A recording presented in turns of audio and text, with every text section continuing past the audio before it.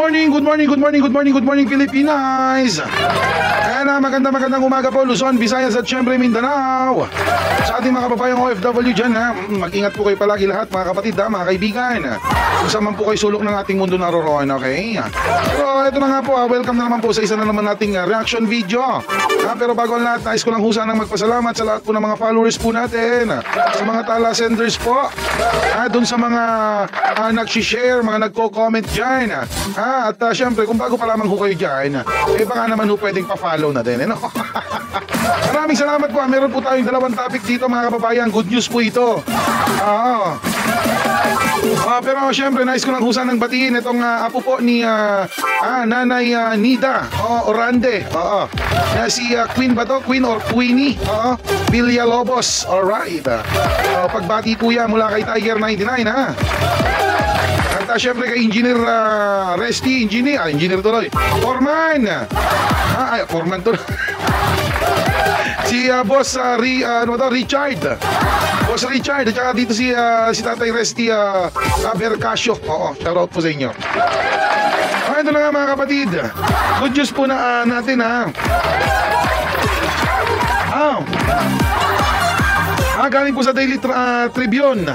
Sabi dito, vloggers Claire Contreras, also known as Maharlika, and attorney Harry Roque are facing multiple complaints following the viral circulation of the video allegedly showing a man resembling President Ferdinand Marcos Jr. Snorting a white powdery substance.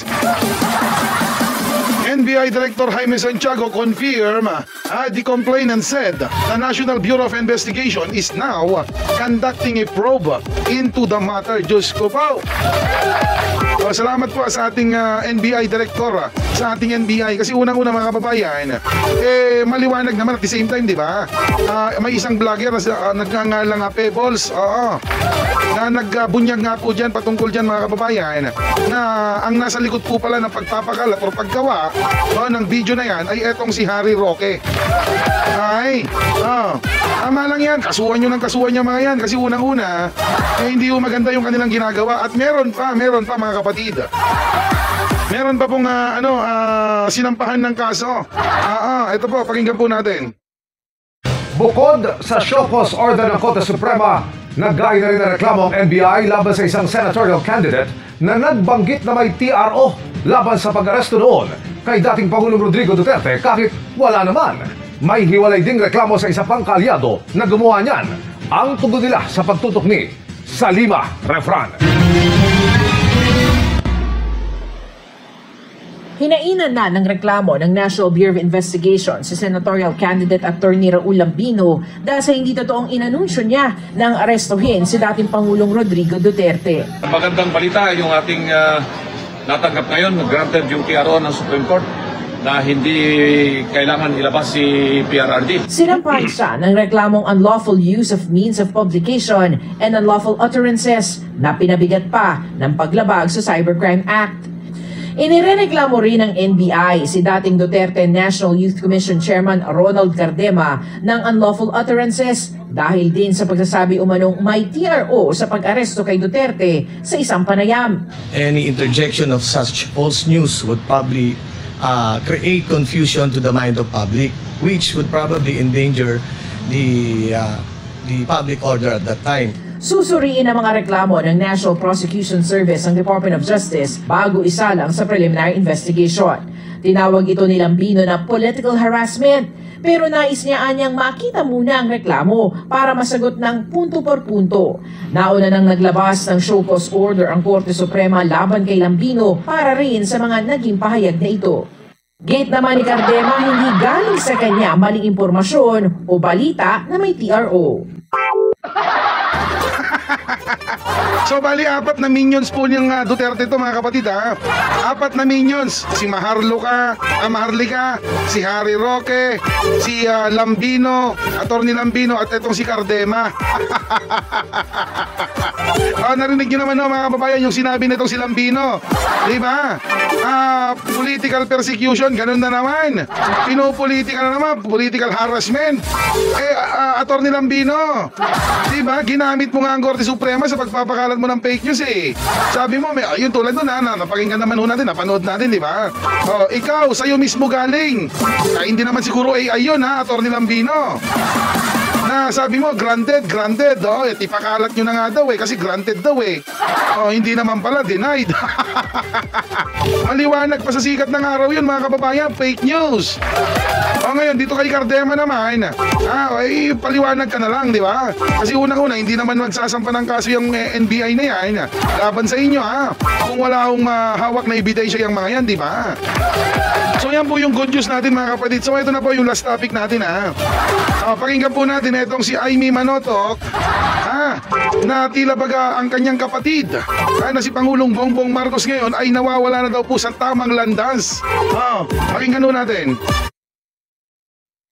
Hindi na tama ang landas ng administrasyon na nanghihinayang talaga ako. Para sa akin, malaking trahedya sa amin to. Nakatuon sa paghihiganti sa politika. Ganyan ang pananaw ni Senator Aimee Marcos sa kasalukuyang takbo ng administrasyon ng kanyang kapatid na si Pangulong Ferdinand Bongbong Marcos Jr. Ayon kay Senator Aimee, sa 3 taon na pamumuno ni PBBM, hindi anya natupad ang mga pangako sa mga proyektong pang-infrastruktura, agrikultura, murang pagkain at pagbibigay ng trabaho. Napakaswerte na naming pamilya, binigyan kami ng pagkakataon ulit na makabalik at linawin ang tunay na legacy ika nga ng aking ama. Ngayon, parang nasasayangan ako dahil eto nga 3 taon na nauubos ang panahon sa politika, sa paghihigante, pakikiaway. Sa ngayon anya, hindi sila nakakapag-usap ni PBBM dahil umano sa mga taong nakapaligid dito sa Malacanang. Sa snake pit, kung sino lumalapit, kanya-kanyang agenda, hindi naman kasi yung gano'n na may humahadlang, na may humaharang, na hindi na kami nakakapag-usap ng maayos. At kung tutuusin, pamilya pa rin kami, politika lang to. Isa-isayin natin mga kababayan, anong sabi niya? Hindi na daw po tama yung landas na tinatahak ng administrasyon. Talaga ba? Sige, ano ba ang tama para sa iyo, Manang Aimee? Ang gayahin itong ginawa ni Rodrigo Duterte, napapasukin ang pogo dito sa Pilipinas, ipasakop tayo sa China at gawin tayong probinsya ng China, ganun ba yung tama? Magpatsegi ng mga libo-libong mga Pilipino, ganun ba yun? Maghalik or humalik ng mga kababaihan, lips to lips, ganun ba yan? Yun ba yung tamang landas para sa'yo? Yung murahin ang Diyos na nakapako sa krus, yun ba yung gusto mong landas na tahakin netong si Pangulong Marcos na iyong kapatid? Kung ganun yung gusto mong tahakin, sundan ni Pangulo, abay hindi ka huwata kapatid. Hindi ka po ata tunay na kapatid Kasi mga kababayan, wala pong kapatid ang gusto hong maburara or mapariwara ang kanyang kapatid. Di ba? Mga kababayan, alam naman po natin kung anong nangyari nung nakarang administrasyon. Napakaitim. Yun po yung tinatawag na wala pong hustisya. Walang due process. Di ba? Tapos yun ang gusto mong sundan. Yun ba? Yun ba, Manang Aimee?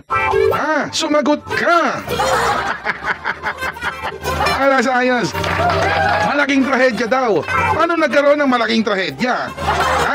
Tingnan mo nga ang respeto ng mga dilawan, ang respeto ng mga pinklawan, ay nasa kay Pangulong Bongbong Marcos. Anong trahedya? Trahedya kanino? Sa mga Duterte? Ganun ba? So sa tingin mo talaga, malakas pa rin talaga mga Duterte? Marami pa rin sila? O good luck sa iyong pangangampanya? Good luck sa eleksyon? O ano ba? Paghihiganti sa politika? Paghihiganti, paano naghihiganti or maghihiganti si Pangulong Bongbong Marcos? Nung nangyayari yung paktayan na yan, panahon ni Rodrigo yan Hindi naman presidente siya Pangulong Bongbong Marcos noon, di ba? Panahon pa ni Rodrigo yan. At sino bang nagsampa dyan? Mga kababayan din nating mga Pilipino, di ba? Ano paghihiganti doon? Wala akong nakikitang dito paghihiganti sa politika, wala po Ay? Ano ba? Hindi natupad yung mga pangako, infrastruktura, agrikultura, murang pagkain, trabaho. Talaga ba? Talaga ba? Parang Aimee. Sige, sa pagkain at trabaho. Sino ba ang presidente na naupo ngayon or umupo na sa Pilipinas na napababa ang pagkain? Sino ba? Napamura ang pagkain? Sino ba? Sa totoo lang mga kababayan, ang bigas ho natin ngayon, malaki na po ang iminura ng bigas ho natin. At the same time, yung rollback po mga kababayan ng petrolyo, 3 piso kada litro. Saan ka pa nakakita ng ganyan mga kapatid, di ba? Infrastruktura, Manang Aimee, nanonood ka ba ng mga balita? Yan nga sa Davao City mga kababayan, yung longest tunnel, ano ba yan? Basta may ginagawang infrastruktura ngayon dyan sa may Davao City. Ano pa mga kababayan? Anak ng teteng naman, Manang Aimee. Ano ba yung agrikultura? Nagawa ba ni Rodrigo na gusto mong sundan ni Pangulong Bongbong Marcos na mamahagi ng mga titulo ng lupa, bayaran yung mga pagkakautang ng ating mga magsasaka? Nagawa ba ng idol mo yon na si Duterte? Hindi po, si Pangulong Bongbong Marcos lamang po nakagawa niyan. Na ipinagpapatuloy ni Pangulong Bongbong Marcos yung legasiya ng inyong ama. Kasi nabanggit niya dito, legasiya daw ng kanyang ama eh. Mga kababayan, tingnan niyo po ang legasiya ng kanyang ama or kanilang ama. Yung mga proyekto ni Pangulong ni Apo Lakay noon, hanggang ngayon pinapakinabangan pa. At yun po ang gustong gawin ni Pangulong Bongbong Marcos. Yung mga infrastruktura na talaga namang pangmatagalan, hindi po yung ilang taon lang, guguho na. Oh my goodness! Ano ba namang klase yan? Ano pa ba yung pakikipag-away? Sinong nakikipag-away? Manang Aimee? Nakita mo ba si Pangulong Bongbong Marcos na nakipag-away? Siya nga po yung inaaway. Hindi, real talk tayo dito mga kababayan. Si Pangulong Bongbong Marcos ang inaaway. Pati yung pinsan mo na si Speaker Martin Romualdez. Pero anong ginagawa nung dalawa? Nagtatrabaho lang po para po sa ating bansa, para sa mga constituents, para sa mga Pilipino, di ba? Ikaw Manang Aimee, ano bang nagawa mo? Tapos ngayon gusto mo pang bumalik sa pwesto? Good luck, okay? Yung huli, yung hindi daw nakakapag-usap ng maayos. Ano to? May mga picture nga minsan mga kababayan, magkakasama sila eh. Pero wala si Aimee Manotoc hindi kasama si Aimee nandun si First Lady, nandun si yung dating First Lady, di ba? Si First Lady Imelda Marcos, di ba? Si FL Lisa, nandun yung mga pamangkin mo, Manang Aimee, ang sasaya nila, di ba? Kasalanan pa ba nila yon? Bakit kasi hindi ka pumupunta doon? Wala ba kayong mga cellphone man lang para mag-usap na lang kayo?